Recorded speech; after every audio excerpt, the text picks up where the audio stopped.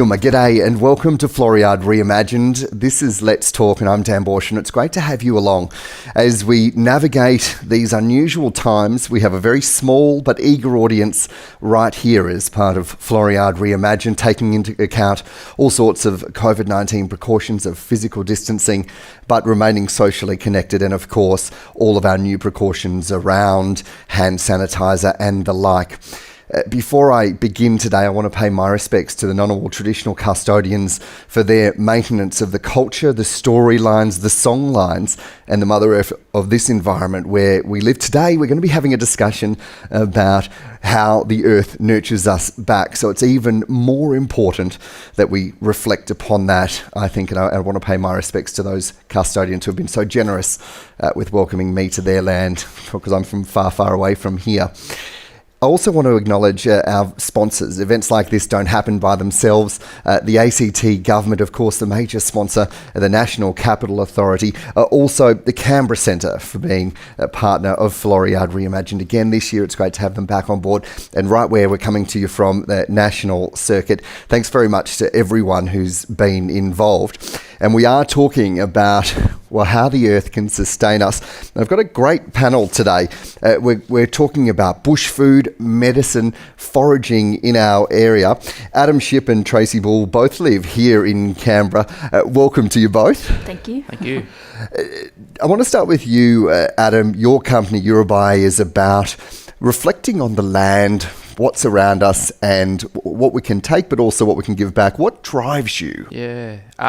Well, growing up as a Wiradjuri man, my father's people from Dubbo originally, but growing up here on Ngunnawal country in Canberra, always sort of, connected to our culture and country. And, I think what drives me today is the real, keenness out there for everyone to kind of connect to our culture and to learn it, because when I was in school, we kind of all met together, the Aboriginal students, and we would do lots of obviously activities together, but there wasn't any sort of emphasis on any of our our perspectives and learning growing up. And to see, I guess, the way it's changed over the last sort of 10 years, it's really exciting for me to see that kind of, that keenness out there to learn about all of this stuff. And so Yurbay, my business, is really showcasing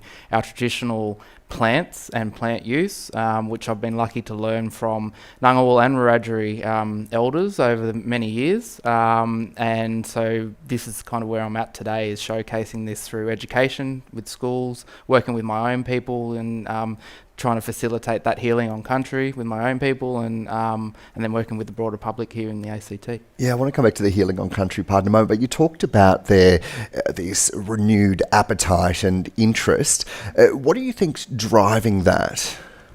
Yeah, look, I think the whole, as you touched on earlier, the whole world is sort of changing. We're changing, and we're starting to look at what's in our own backyard and the importance of what's out there, and utilising what's out there a bit more. And so I think people are really interested in the foods that have been here for thousands of years and continue to, grow across this landscape. And I think it's kind of really now, with everything that's happened, particularly not just with COVID, but with all the the fires and floods and things that we're seeing. Our climates are changing, and it's really important to look at the things that are still thriving out there on country and have sustained themselves for thousands of years. And maybe what I would love to see my business as my business kind of eventuate to is see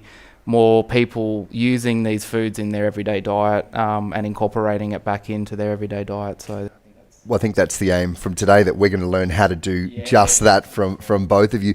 Tracey grew up on a farm in Goulburn. Being in touch with the land and how to have that sustainable relationship has been key to your journey. What is it that drives you, though? I love being outside. I love being connected to the landscape. I like to share things with people. And I really enjoy cooking and preparing foods and sharing that with people. And to be able to do that with things that you've foraged for just brings a whole new element to it. And I really care about the landscape and trying to nurture the earth and trying to put back some of what we're taking away. And by gardening and foraging, it's a way of connecting with the earth and trying to learn how it functions and getting in the wildlife as well is really important to me. So I guess it feels natural. Yeah, and I want to share that with people. Well, on that point about sharing it, just how important and how does it feel for you when you're breaking bread with family and friends with dishes that you may have foraged or that there's been a pathway of sustainability around? Yeah, I love it. And everyone really enjoys it as well, especially when you tell them that it's something, from a parkland or something that people associate with as being a pest in the garden and things like that. And you can eat it and it can actually taste good. Yeah. On that point, Adam, how do we know the difference? How do we start to decipher the environment of what might be seen to be a pest if I'm looking and don't understand the land, as opposed to something that might actually give that thing back to us? Look, that's a good question. And I think that, a lot of what we're going to learn about here today too, they are serving a function in the landscape, even if they have been introduced or that they're spreading, and they're serving a function that maybe some of these original plants that I'm going to talk about were serving, but have dropped out of the landscape, and so these other ones have sort of moved in.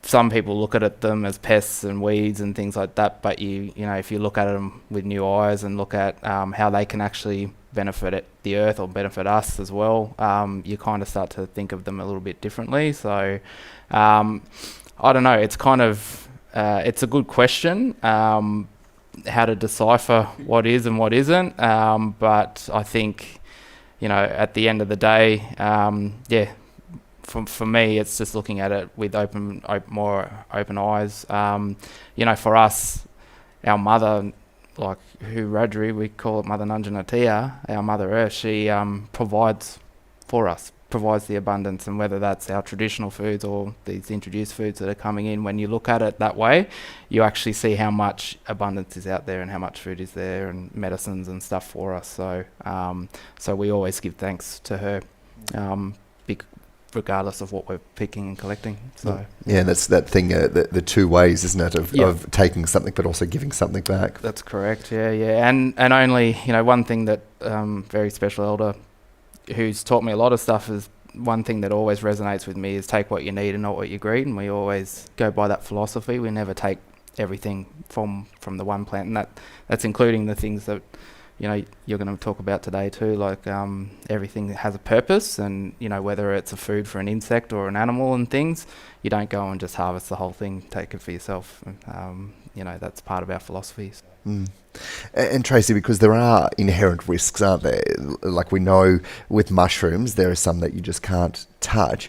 I wonder, I imagine that applies across the board, doesn't it? It does. It's really important with foraging for foods that you do your research, potentially be shown by other people, and be without doubt know what that plant is, because there are toxic plants out there, but there's also plants that may be affected from contamination in the soils and in the air and things like that as well. So it's very important that you look into it a lot beforehand and that you're really sure of the identity of a plant. Well, I think that point about the research and listening to those who know what they're talking about leads us perfectly to some of the items you've both got. Let's bounce back and forth and have you pick something that you've each brought and tell us about that. Adam, I'll start with you. All right. Well, one that's poking up all over the place at the moment, and you're going to see it around the Cotter, you're going to see it out in places in Tuggeranong, in many of our reserves around. Doesn't look like much at the moment, this one, because this is just a little one I brought out from my yard. But it's gets many names: bush leek or bush onion. In Wiradjuri we call it galagang, and it's got this beautiful bulb. It's a bulbine lily, and so you might be able to see that little bulb there. This is really yummy tucker. This is basically like potato in flavour when you roast it. Kids love it. We roast them up. It's like potato chips, basically. Although looking small, they do get a lot bigger if grown in the right environment and the right soils and stuff. And what they'll actually do is these bulbs will actually kind of multiply, and so you're pulling out quite substantial bulbs over time, as the size of a tomato, basically. There's a really good spot, very important place for the Ngunnawal people that I've been privileged to sort of learn about and go up to, and it's a grinding groove site in Tuggeranong, and so the grinding grooves are where our seeds are ground and made into flour, but it's also a place where we were sharpening our tools, so stone axes and spearheads and things. And all around that site, the stone site, is food like this: the bulbine lily, chocolate lily, a very important edible grass called a kangaroo grass, which provides an edible seed. And so it's not by coincidence. It was purposely managed over many, many, many thousands of years, the land, to grow these plants, and they're still growing there today. And you kind of get a feeling when you get up there, that the old people, they were sitting there, they were working in their sort of kitchen space or their working space, and they were looking out onto their beautiful gardens. And this is just, as far as the eye can see, the bulbine lily, telling the stories and collecting the foods and bringing it back and having it as a really nice sort of family space where everyone was there and camping and stuff and having a good time. With this one, how do you know when is the time to be pulling that up? Pulling them up, yeah, that's a good question. So over autumn is a good period, and into winter, and also parts of spring. Generally with the flowers coming up, you can pull them up, but we generally try to keep them when they're flowering in the ground because they want to produce more seed and produce more of the plants. And that's the biggest thing with, we say it with indigenous foods, but like all over, traditionally it was all across the world, everything was seasonal. Now we've gotten used to going into a supermarket and getting what we want all year round, like a tomato in the middle of winter or whatever, all year round. But all these foods are seasonal, and they were eaten at certain times of the year. So this plant is basically just the leaves over sort of the autumn period, the winter periods and things. Into spring, they do shoot up that flower. They then dry out. The flower dries out, produces the seed. Over the really hot months, they actually dry back and die back into the ground. So you'd think if you're growing them in your garden, you think they're gone, they're dead, and you've done something. But then if you wait a little bit into the cooler months, the cooler nights start coming in around March, April, they start poking up their head again into the soil that you've got them in. So don't be disappointed if they die over summer.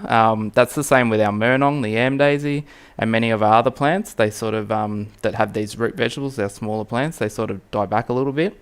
Not always. Like if you keep the water up to them in a garden, they will keep shooting up, but they'll get a little bit smaller and stuff. That's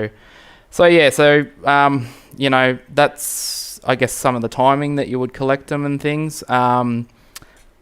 Really, really good tucker, like I said. So, would you, after you take them up, would you cut the top off and replant it, or if you, like you said, there are a number of bulbs there, would you leave some in the ground? Very much so. Yeah, I'm glad you brought that up. Yeah, these plants are really regenerative. So, particularly the murnong, the yam daisy, you just put leaves back in the ground, they'll reshoot. These, they will, but they do like to have a few of these little roots maybe just stuck back in with it. So if you can harvest around, get the bulb and chuck some of the leaves and some of the small roots back in, they'll reshoot. They're really regenerative plants.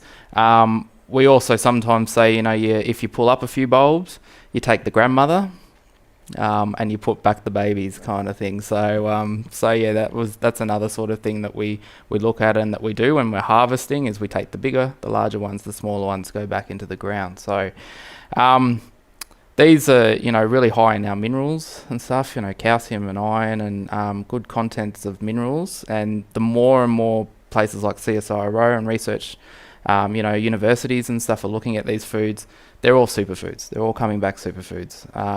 And it's really, when you look back at our old people in the photos, totally ripped with, 8 to 12 packs that I'll never have. It's because of these traditional diets and these traditional foods. I actually have a good friend of mine in Dubbo at the moment. He's doing it like totally, trying to eat totally traditional foods for a week, and he's already got an 8-pack. Wow. In 4 days. So he was already pretty fit, but he's actually developing it all now. I want to read the book that he writes. Yeah. Just living on the traditional foods out there for a few days. So it's amazing how quickly it changes and how quickly your health changes by embracing these foods and starting to eat them. Yeah, so much to be said for that. Tracey, what's one that you want to highlight? In here I have common plantain. There's a few different varieties of it around, and both the foliage and the seed heads are edible. Generally with weeds, you'll go for ones that are quite lush and young, and if you can, go for ones that are a lighter green, because often weeds can be a little bit on the bitter side. Now with the plantain, it's quite nutritious, as are all edible weeds, and there's a lot of soluble fibre in the seed heads, so you can mush these up and put them in your cooking, and they taste a little bit like mushroom. And you'd want to be cutting that quite fine or using some sort of a mortar and pestle, wouldn't you? Yeah, definitely. It's not something texturally that would be enjoyable if it was whole, as it is. Yeah, it is good broken up. And in terms of that one in particular, is now the right time to be consuming that? Yeah, so this time of year is really good for foraging because there's water in the ground and it's earlier in the season, so it's not too hot.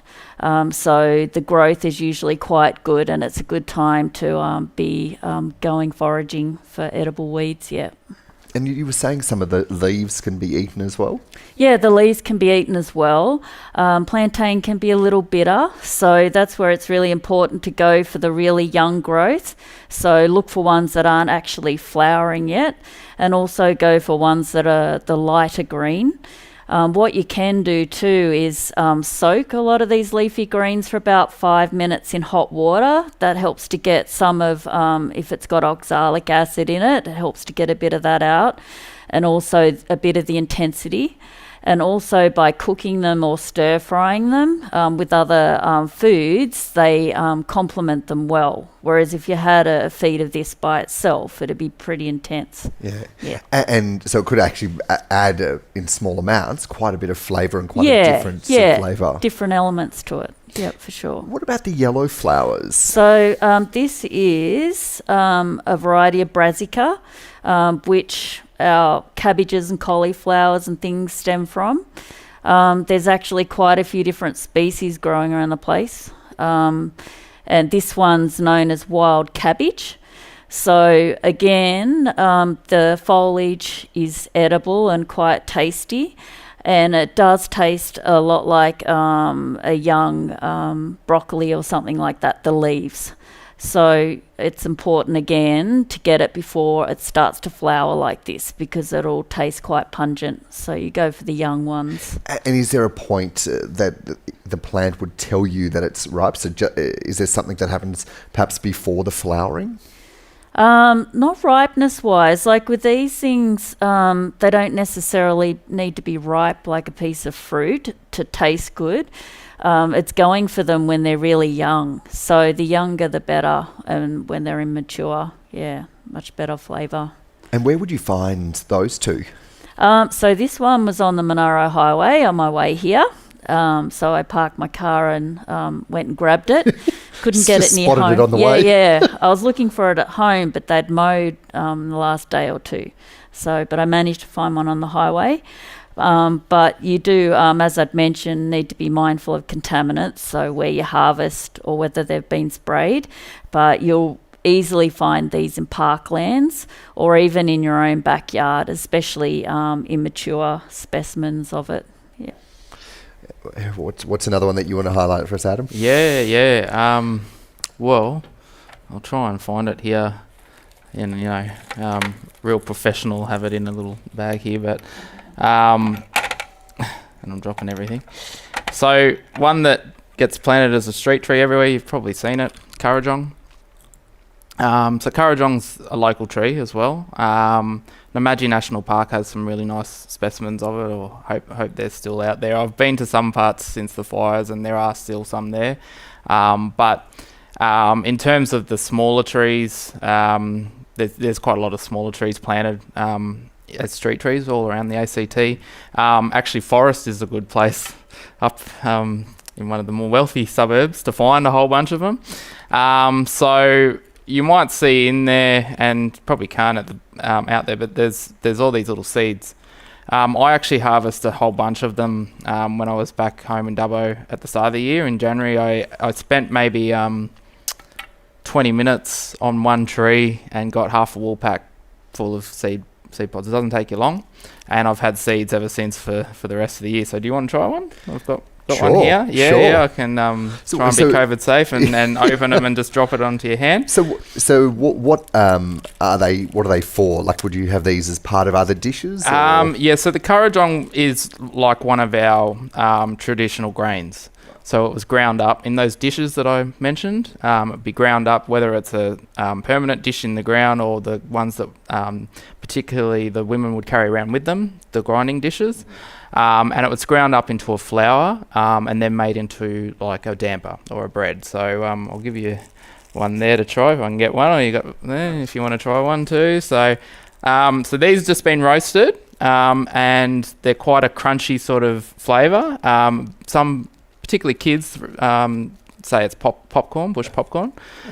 So quite a nice flavour, very nutritious. So per 100 grams of these, around 30% protein, 30 to 40%, and around 20% fats. So avocado fats, like the good fats that are good for your brain and all that sort of stuff. So that's another thing when we start to look at our foods and the introduced, like, it's a little bit crunchy, is it? Yeah. So you can see why it would have more have been ground into a flour, because it's a little exactly like popcorn. Tastes exactly like popcorn. Yeah. So but it does have, you sort of get the casings in your teeth. So if you ground it, you get rid of all that stuff. No close-up shots. Yeah. That's right. But I didn't have time this morning to ground them. I mean, you can use a coffee grinder these days. Whiz them up. Some people make them into drinks. They've actually tried to be marketed as native coffee in the past. Do they work as a type of coffee? So I don't know if they have a caffeine in them. They taste like coffee, like the drink tastes like a coffee. I don't know if it has caffeine. I'd have to see who has researched into it, whether they actually do or not. But yeah, I don't think it ever took off as coffee substitute. Wattle seed sort of has. Wattle seed is still out there today, marketed as like a native substitute for coffee. Yeah, but you know, a lot of these foods, like I was going to mention, like a lot of these leafy greens and stuff that you find are very high in proteins and stuff, you know. So, you know, and that's one of the things with our traditional plant foods, you know, like they were very high in protein as well. So, yeah. So. And Adam, traditionally, fire and fire management was actually a really crucial part of kind of regeneration as well. Yep. This one, just from my eye, looks as though it's kind of been burnt and... Is that a part of this process? So you can, when you collect these pods, you do need to get rid of these hairs. There's some hairs in there, in the pods that are basically like a protection thing against birds and other things coming in and eating them all because they are so tasty. So that kind of needs to be taken out, because if you try and just eat them out like that, well, one, you're going to get all these spiky hairs in your fingers. And then two, you're going to get them in your tongue, and they're kind of almost like cactus, sort of like trying to eat something like that. So, so fire in a cooking sense was important to get rid of those hairs. So you would just burn them off. Yeah. So you could bury it in with coals and stuff and just wait for them to cook that way. I've spoken to some people these days with, more modern technologies and stuff, using like a jet flame and stuff, just do it like that, over that for 5 minutes. Retrofitting. Yeah, that's right, speeding it right up. But I basically these days just use a knife, scoop them out, make sure to get rid of all those hairs so you can wear gloves, get rid of all the hairs. The seeds come out of the pods, so these are the pods, then they have like this protective casing that is the hairy stuff. You just get that out. The seeds separate really easily. Put them on a pan, cook them for, about 5 to 10 minutes in an oven on 180, 200 degrees. So, and that way, you get rid of all the hairs, you get your resulting seed, then you can grind it up, you can do whatever you want, or you can just eat it like that. Sounds like nature is being super protective of this one. Yeah, it is, yeah. And I'm glad you mentioned fire too, because, a lot of our plants need fire to regenerate, and traditional fire management's a really important tool. This is actually known as a water tree. So it holds water. It holds water in its... in the trunk, it holds water in the ground. It waters the rest of the plants around it, and it will actually, like if there's a big fire coming through, fires will often burn around this tree because it holds so much water. Yeah, right. So, when we're talking about like these, quite disastrous fires we're seeing these days, our landscapes have become more flammable. In traditional times, we had water trees and fire trees and we knew all the different trees that and there were important. There was fire management, wasn't there? Yeah, and the fire management. There was the back burning processes. Exactly, that's right. So, but these trees are just as important to have in the landscape to make it more, more water in the landscape and less of the sort of flammable landscape. So, farmers and that like this tree, particularly out west, where my people come from, you see them just lopping the trees in the middle of a drought because they're the only thing that sheep have to eat, basically. The leaves. The leaves are just full of moisture and vitamins and stuff. So, so they're a really important tree. They've got 1,000 uses. I could just sit here all day just talking about the uses of it, but probably the main thing is the seed. And then when they're really young, you can dig them up, and they've got a long taproot that's a bit like coconut flavour, so really nice. You can eat them straight out of the ground or roast them up. So so that's the courage one. That's a good one. There you go. Tracey, what do you want to share with us next? So I have here chickweed, very common in disturbed sites and places with lots of moisture. So they often pop up in your veggie patch or in shady spots. So nutritionally, they're high in vitamins A and C and iron as well, meant to be anti-aging. Chickens do love them. They're quite good. And go for the young growth, so you can use the tops of the foliage in things like salads or cooking.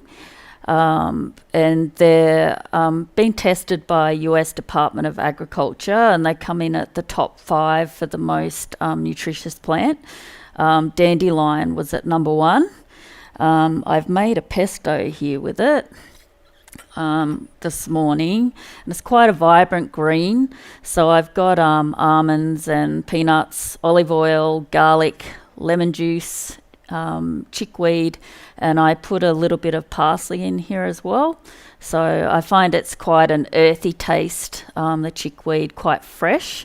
And you could also add Parmesan cheese or something like that if you wanted to give it that creaminess. But yeah, I often use this. How much chickweed did you use to make that? So it was a decent handful. So weight-wise, I don't think it'd be that much. It's quite light, maybe 30 or 40 grams. But the equivalent to what you'd get like a bunch of rocket from the supermarket or something like that. So yeah. And you would have that with it, I guess, pastas or... Yeah, absolutely. So anything where you'd use a pesto, and I use it as a pizza base sauce as well. You can dip breads in it, and yeah, it's really nice. Yeah. And that one you would see popping up in your garden. Where else might you find that? In parklands as well. So yeah, I saw it when I was out walking this morning. So it's pretty common. Yeah. You just foraged your way around Canberra yeah, today. I did. It was great. Yeah, it was good. Yeah, and with that one, is it something that you could grow in your own garden? Yeah, like I did have it popping up in my veggie patch, and I've deliberately left it there so that I could harvest from it. And then what I don't use, I usually just chop and put it in my compost, or I put it into the soil to help replenish the soil. Obviously, these are quite nutritious plants, so they're good for the soil, nutrition-wise, not just us. So yeah, I do that. Yeah, great. Well, I'm looking forward to trying that. Adam, what have you got for us next? All right. Well, I guess I'll couple of things that I foraged too just before on the way over. So I might do the two together.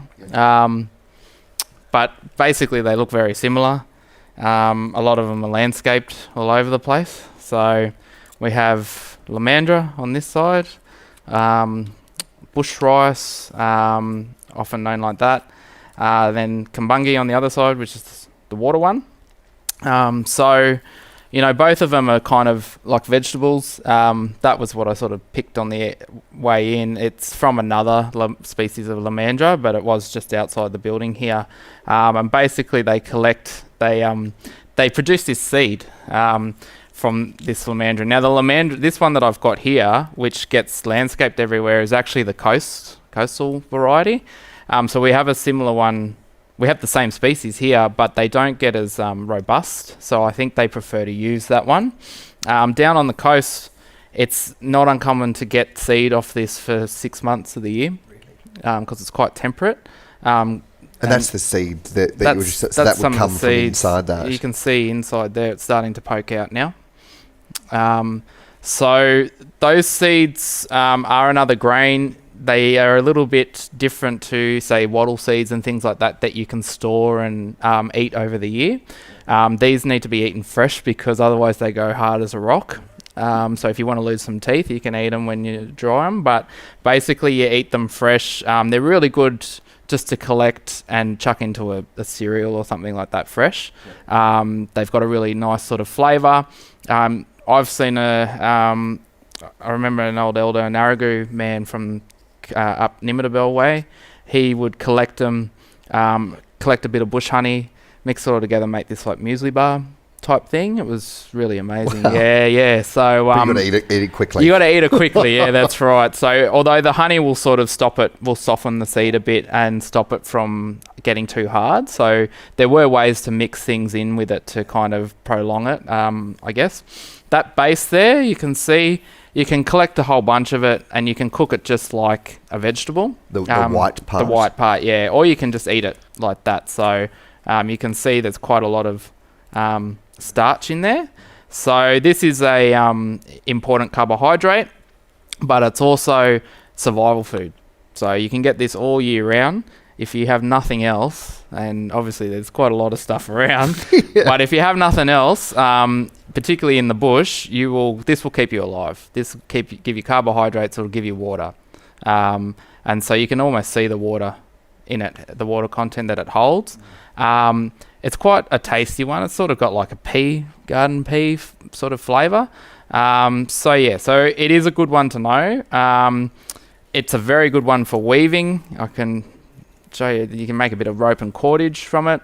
So it's quite strong then as well. It's quite strong. And the thing with this too, and what I tell a lot of people is you can make it green, like when it's fresh like this, you can pick it and start making yourself some rope. And what will happen is it'll dry, it will shrink, but it gets tougher. So a lot of our plants that we make use as fibres. You need to like process first. You might need to harvest. You might need to dry and then re-soak and do all these things. With the lamandra, we can make it fresh as soon as we pick it. So it's a good one like on the go. If you need to make some rope really, really quick, you make it up. It's tough enough to then use as a rope. Tie, say, something like a stone axe head to a handle. With you'd use some sap as well from some of our different trees that are like adhesives. And then basically it will shrink and it'll sort of tighten it up even more. Or you could use it on tying up shelter really quickly. If like a big storm comes over, you need to just, tie yourself a bit of shelter or something. Well, if that storm comes, I want to be with you. That's I don't right. know how good I'd be at making the, exactly. Right. Yeah. So the base of that, would you chew on that if you're just wanting to get the water content? Yeah, you can do that. Yep, you just chew on it. You just eat it, swallow it. Just don't go too much into the green, because then it'll be coming out the other side basically for a bit. Yeah, so, right. Okay. Yeah, so our body won't really be able to digest the green component. No, it basically starts turning into a laxative once you get to the green bit. So so you just steer clear. You just taste the especially if that storm's coming. Yeah, that's right, exactly, mate. So yeah, a similar again with the kumbungi. So the kumbungi has all these inner white bits at this time of year. So this is a really important plant too, and this is a universal plant. So every person in the world, every one of our ancestors at some stage has used this plant. It's everywhere. For us as Aboriginal people here in Australia, very, very useful plant. It's got all of that carbohydrates again in it in our spring period. It has this big rhizome underneath, so it's a water plant. You can pull out these big rhizomes underneath, which are like the roots, and you can pound out all the starch out of it, and it's almost like a powdery sort of potato type flavour. It's quite an interesting flavour. So you can get that all year round as well out of the water. It might be a little bit hard going in winter, like standing in a pool of water to grab it, because it actually dies back, and you can see that's the old leaf that's died back and now it's shot out again, some new shoots. Again, there's so many uses to it. Like with these new shoots, you can actually find some really useful gel stuff that's almost like a natural Bonjela type thing to numb teething and issues like that. So you actually scoop it all out of the inner leaves and use it like that. Like I said, again, I could just be rattling off all the uses all day, but it's a really good one. It's one that we find all around the ACT. You see it in all our waterways. It almost takes over a lot of the waterways.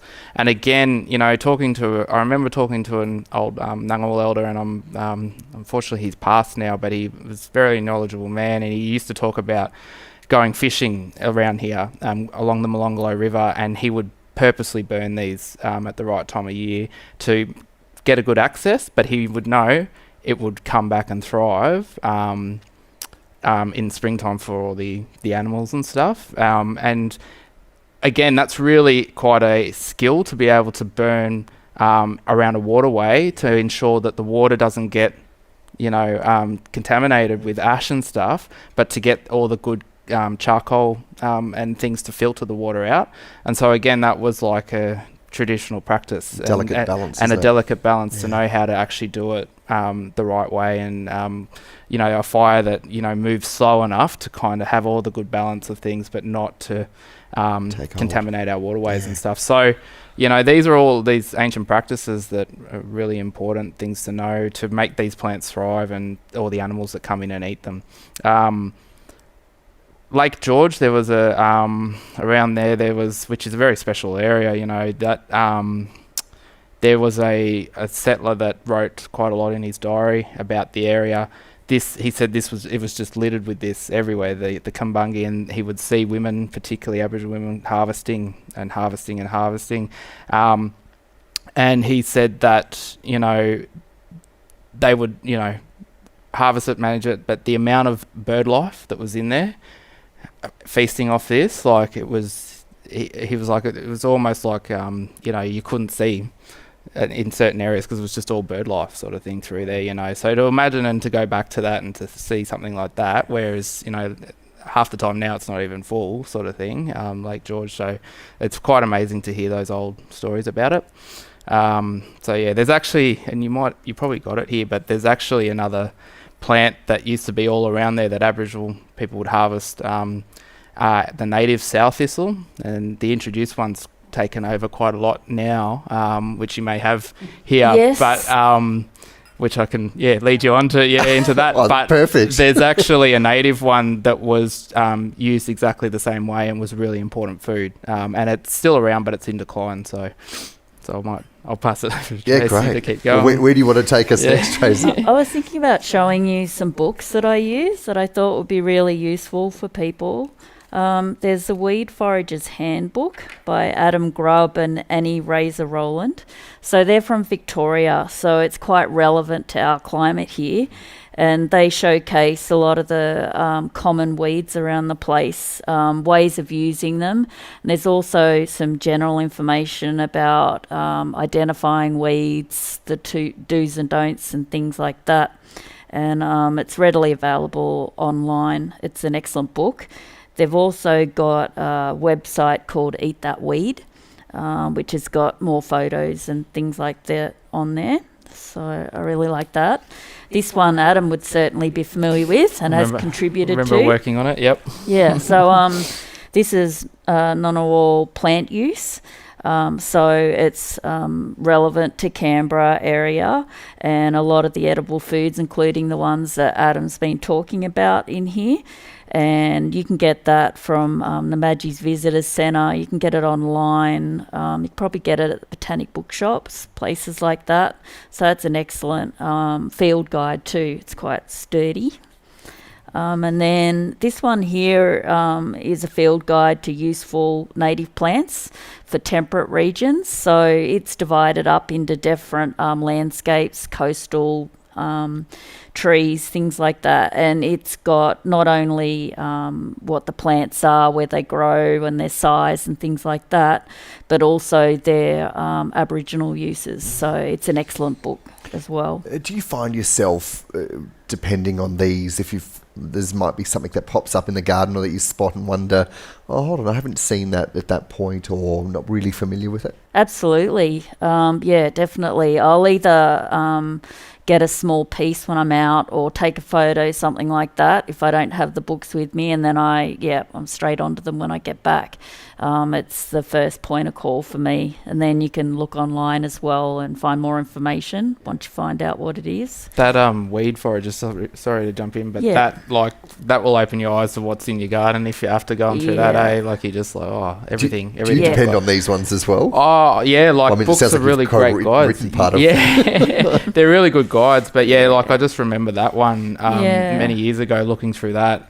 And I knew some of them in the garden, but then you're like, oh, what? You've just got them all there, basically. It's a really good guide, that one. So I recommend that one for people. Definitely. Do you want to highlight something else that you've brought in as well? Yes, I have here wild lettuce. I'm looking a little bit sad now. So I've got two pieces in here. This is the more mature part. As they mature, they start to grow straight upwards and they get quite almost thorny on the sides. When they're younger, they can look a little bit like a dandelion, and they can even be a little bit of a rosetted and on the ground kind of shape. So to tell the difference between this and dandelion, on the underside of the leaves there's some fine hairs that run along it, so it's quite distinct and makes it easy to recognize this plant. So it can be used as you would normal lettuce, and you go for the really young ones. Once they get tall, they're bitter, just like a cultivated lettuce would be. They're quite sturdy, so they hold up to light cooking as well, whereas lettuce wouldn't. So you can toss it in a stir fry and things like that. They've got really high nutrition, and they've also got analgesic and sedative qualities. So the sap that you find in it when you snap it open. So it's quite an interesting and useful plant that's out at the moment. Yeah, it sounds like it's got quite a few uses there as well. Yeah, it's quite versatile. So, yeah. And a handy tip as well, like when you're out and you've correctly identified a plant, you can just try a really small piece of it and go, yes, this one tastes good, I'll grab that, or no, that's bitter. How would you know if it tastes good? Is it the lack of a bitterness? Yeah, generally. It's not unusual because they've got so much chlorophyll and they're so green, they are a little bitter and so dense in nutrients. But they're more palatable. Some things when they're older, they just taste really intense and you're not going to enjoy it at all. So, yeah.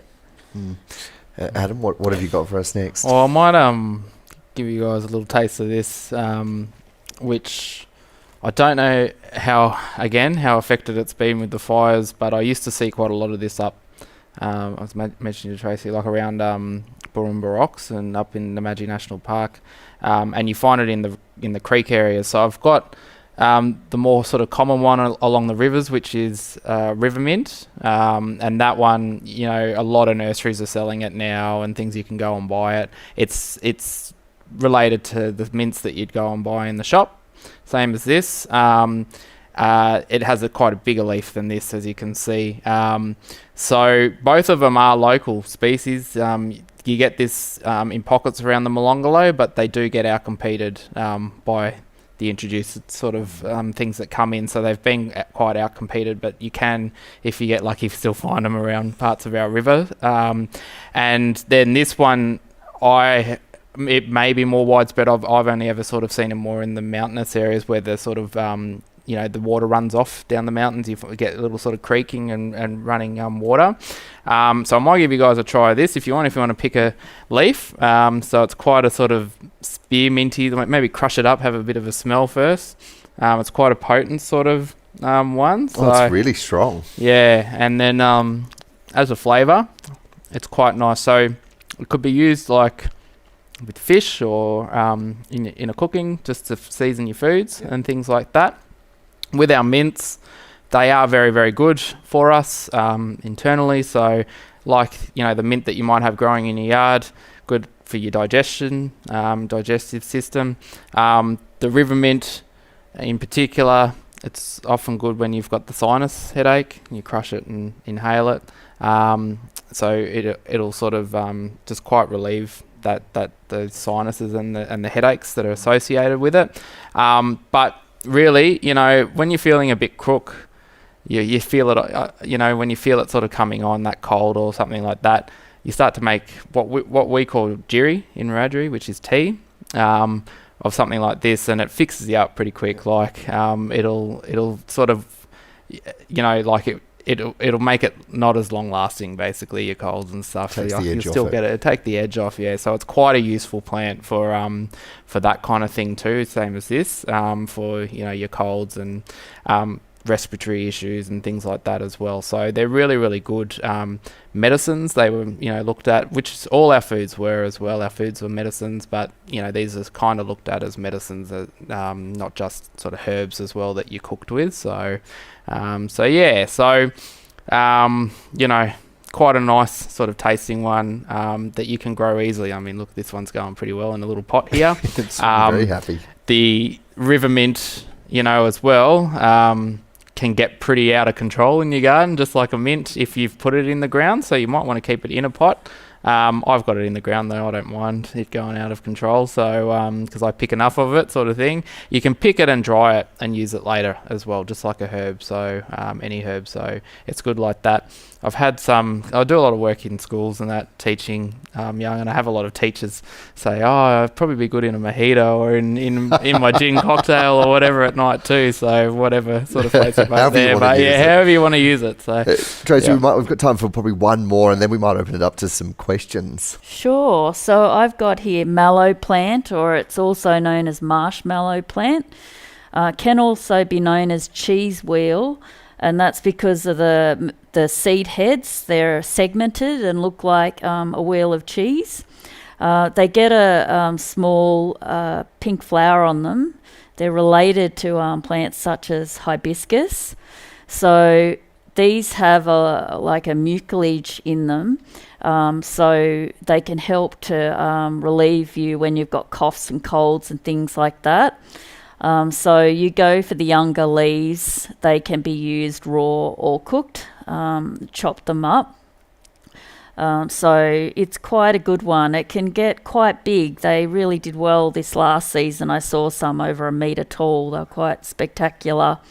They have a really deep taproot. So a lot of plants that have a deep taproot can mine a lot of nutrition from deep in the soil. So they're quite nutritious.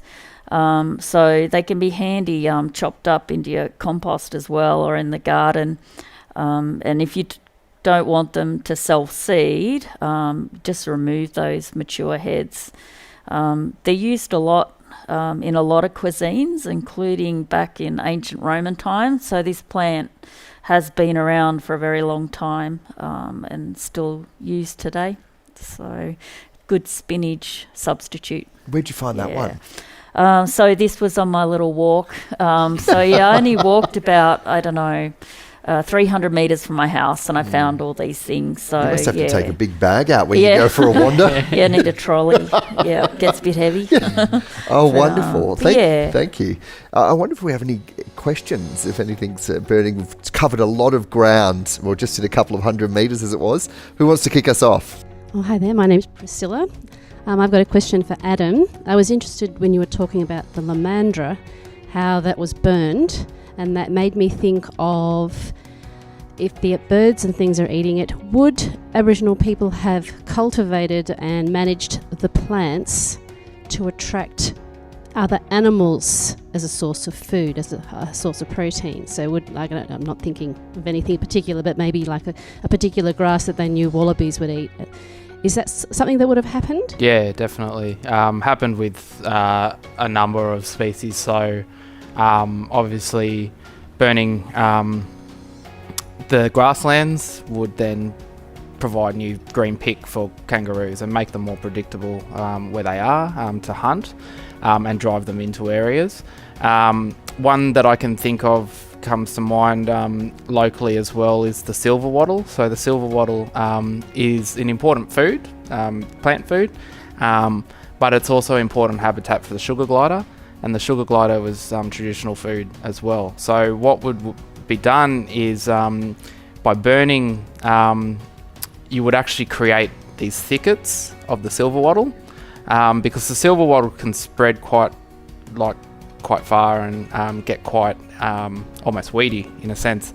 But by burning them and sort of controlling them into large thickets, one that would kind of control them in a sense, but would also then provide that habitat for the sugar glider, because the sugar glider comes to them and scratches into the bark to get the sap out. And so it would actually make them predictable, like you would know each night where to go, because they're nocturnal animals. You would know by just going to your thickets where they would be and where you could hunt them, sort of thing. So it was very much animal by animal. You sort of would almost create the habitats for them and stuff, so you knew and where they were and how, and they were easy to obtain. When I think of in our river systems, that was why fish traps and stuff was such an important thing, because you would actually funnel the right types of fish into certain areas to make them really easy to catch, and then you would use certain plants that actually stun fish to make them really easy to, you basically scoop them out of the water. And so the fish trap system was important because it would be made in such a way that you would only funnel the mature fish that are ready to eat into those areas, and the other immature fish would go out the other ends of the fish traps back into the system, and then would be there for later on, once they're mature. Because it was the other hole at the other end that they could get through. Yeah, that's correct, yeah. So you could actually make fish traps from these as well, eel traps and things, and that's using that system. Yabby traps, all that sort of stuff, you make it from this stuff as well. It was quite a important thing to know, but that's a really good question. And all these habitats were sort of created so your food was a lot easier and abundant as well. You wanted your food to be abundant, so part of managing those cycles, I'm imagining as well. Exactly right. Yep. Do we have another question?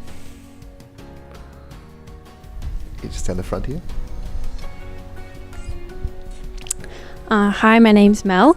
My question's about pests, because in a lot of, the gardens that you grow, you tend to have things like aphids that will sort of contest for the food with you. And I'm just wondering with some of the natives if they maybe have a different sort of pest that you have to watch out for, or how you would identify like whether or not it's like good to eat. Really good question. I have seen some of our native plants get affected by aphids as well. So so that is something sometimes that you need to look out for. I think for a lot of our plants, well, the bigger growing plants anyway, like if you're looking for fruits or seeds and stuff, you're going to be battling with birds. Birds are going to be your biggest pest, but you kind of want to let them go to them too and have their food. So like, you know, your cockatoos, your rosellas, all that sort of stuff you're going to have to sort of compete with. Magpies absolutely love Kurrajong. And often if I'm doing a talk and I pull out Kurrajong seed, they all come in. And so I've got to feed them too and then feed the group sort of thing. So, so I think in terms of like, I wouldn't really see them as pests, but they're a bit of a competition in that sense. But I have seen, some plants, I suppose, in a garden setting then become...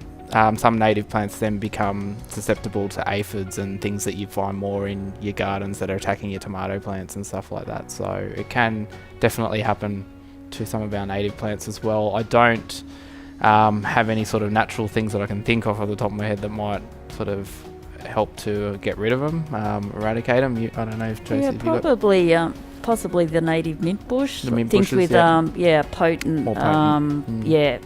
saps in them, and things are often used to help repel pests in the garden. Because mint's often used for minchies or sandflies and some mosquitoes even, isn't it? Yeah, so, and weeds are actually handy because a lot of pests quite like them, so you could see them as a decoy plant. The aphids will go and feed on a nice lush bit of dandelion instead of something in your veggie patch. Yeah, so having the balance or creating that environment in your own garden, perhaps. Yeah, definitely. There's a lot to be said for diversity and having a variety of plants. That way you're getting wildlife in that are going to feed on these pests. You're also, it's just going to be a lot more balanced, a lot more input from you, less input from you, and the pest problems are usually smaller and you don't need to necessarily do anything with them. It's dealt with naturally then. Yeah. There you go. We've probably got time for one more question, I think. And there must be a burning question that someone had. Just down the front here.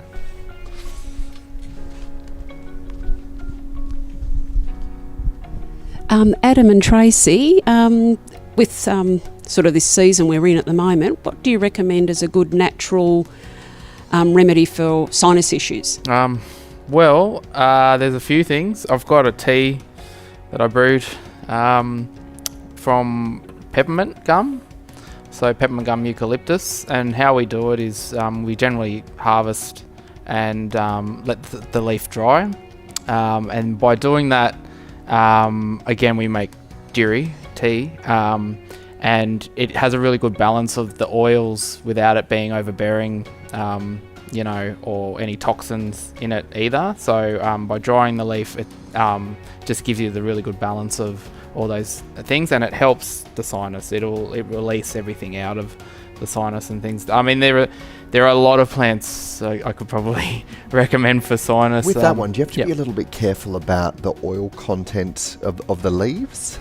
So I get this question a lot. When you're using particularly dried leaf and you compare it to eucalyptus oil that's in a bottle sold at Woolworths, it's very, very concentrated, that oil, compared to what you're using from your leaf. So generally a rule of thumb, like particularly with the peppermint gums and that, is like you can use it fresh, but the tannins and stuff get quite overbearing over time, whereas if you dry it, it just has a really good balance, and that's generally how we've sort of just done it over many, many generations there. And what about the steaming? Because you know how you can have the kind of steam vapor. Yeah. Would you use something like the pepper gum and potentially use the fresh?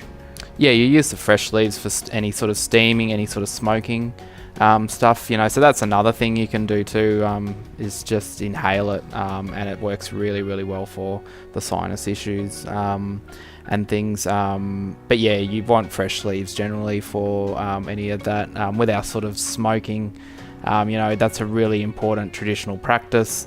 People see it obviously today happening, but it's a really important practice to basically heal spiritually, mentally, and physically. It heals everything. That's how we look at it. As so, you're sort of doing the 3 layers of healing. That's the significance of smoking ceremonies, Yeah, isn't it? that's right. It's cleansing, but also self-healing. Yeah, that's right. And one of the biggest and most important ceremony or smoking ceremonies is actually when it's the babies at birth, because that sets them up for life. That gives them that strength of all those 3 layers that I mentioned. So that's probably one of the most important ones traditionally, was the babies being held over the smoke of the eucalyptus in part of a ceremony. So yep.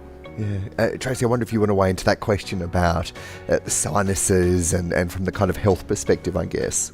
Yeah, so horehound, it's actually in the mint family, so it can be used to, for mucousy coughs and things like that, and it's used as a tea, so you can use that.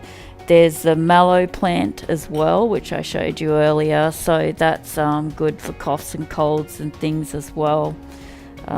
So they're quite good. Pretty much any of them will help they all have with those things. It's the balance thing that you've both touched on, isn't it? About having that balance in your body just right, and the medicinal component must shine through on that. Yeah, definitely. I do definitely agree with the mallow. I've used that a couple of times when I haven't had time to go up and get peppermint gum, because I'd just be growing in my backyard, and it's really good for the respiratory system. It'll just, like any sort of cough or anything, by then drinking a few cups of that the next day, it's almost gone pretty much. Like, it's really good stuff as a substitute if you can't get up, get other things, or aren't confident with finding things out there, sort of thing, because it's generally in most people's gardens these days. Easy to recognise. Yeah. So but yeah, mints as well are good for sinus generally, like probably the native, but also the introduced ones. So yeah, there's lots of things out there, I guess. So could go all day, really. Yeah. Well, thank you both so much. We were right up against the clock. I appreciate you both sharing all of your insights and having such a dynamic conversation about what's around us in the environment. So thank you both so much. Thank you. Thank you. And thank you very much for being involved in Floriade Reimagined. Do check out the website Floriade Australia for more information and to keep the conversations going. Yara, thanks for your time.